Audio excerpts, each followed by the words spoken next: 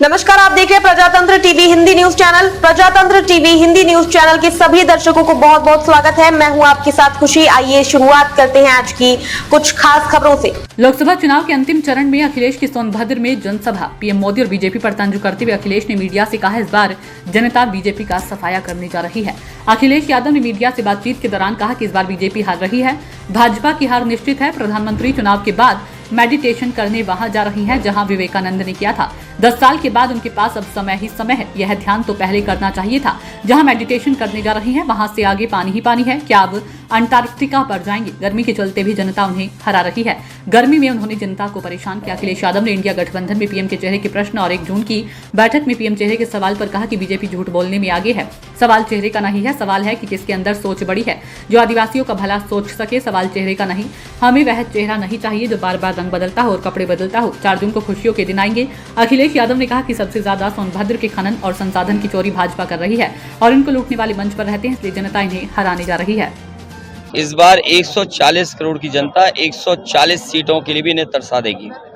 जो महंगाई बढ़ी है, बेरोजगारी बढ़ी है और किसान की आय के साथ जो धोखा दिया है उसका इनके पास कोई जवाब नहीं है। इसीलिए जो लोग जनता का गुस्सा समझ गए हैं वो न केवल खुद डगमगाए हैं, न केवल उनका आत्मविश्वास डगमगाया था, बल्कि उनकी जवान भी डगमगा गई।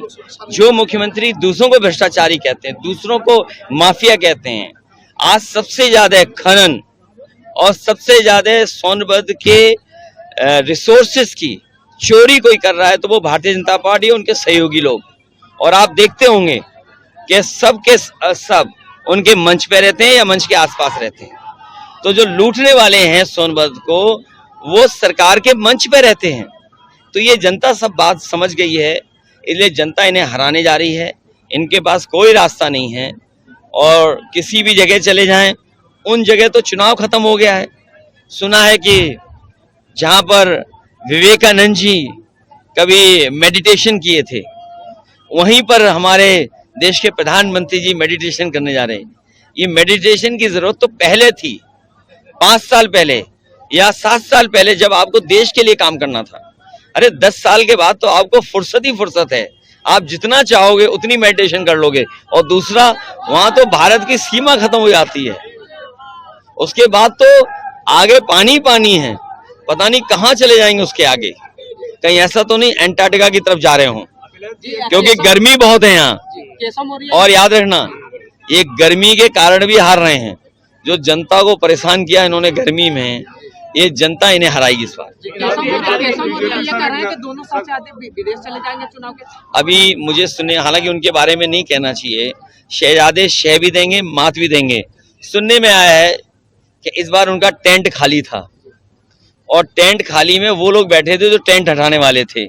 वो चाहते थे जल्दी भाषण खत्म हो तो वो टेंट हटाने का मौका मिल जाए।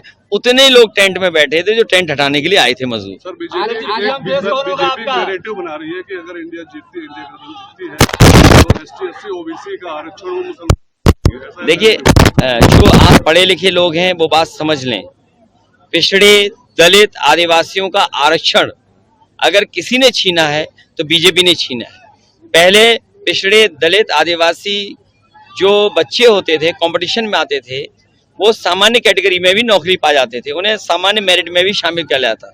उनको अगर पाबंदी करके अपने अपने जो सेगमेंट है उसमें उनको बांध दिया है।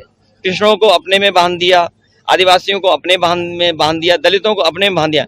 कोई भी जनरल कैटेगरी में नहीं आ पाएगा। और जो जनरल कैटेगरी है वो 50% की अगर हम माने तो उसी में धर्म आता है। तो आप खुद सोचिए कि धर्म के आधार पर आरक्षण किसको ज्यादा मिल रहा है और किसने ज्यादा किया है, और वहीं पिछड़े दलित और आदिवासियों का आरक्षण किसने छीना है।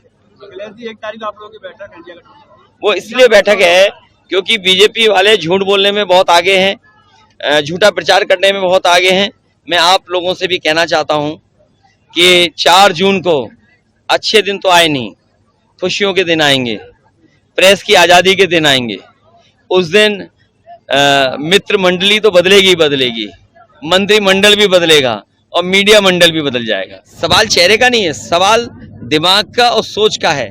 दिमाग ऐसा हो जो आदिवासियों का दुख दर्द समझता हो, सोच ऐसी हो कि आज के समय पे टेक्नोलॉजी चीजें हैं, या जो ज़रूरतें हैं उनको पूरा कैसे कोई कर सके। सवाल चेहरे का नहीं है, हमें वो चेहरा नहीं चाहिए जो बार बार रंग बदल करके आता है, अपनी ड्रेस बदल करके आता है, मेकअप करके आता है। हमें ऐसा कोई चेहरा नहीं चाहिए। हर चुनाव में ओपिनियन पोल दे रहे हैं बीजेपी वाले कि हम इतने इस चरण से इतना देखिए, जीत चुके हैं, तो जिसका दाना उसका गाना, जिसका दाना उसका गाना।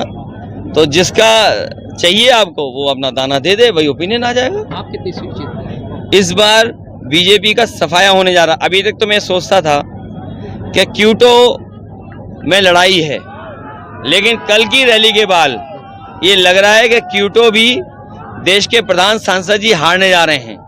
जो उन्होंने गांव गोद लिया था उसका कोई नाम नहीं ले रहा है, और जो माँ गंगा को साफ करने के लिए कहा था, सोचिए माँ गंगा से जिन्होंने झूठ बोला हो उसे कौन छोड़ेगा।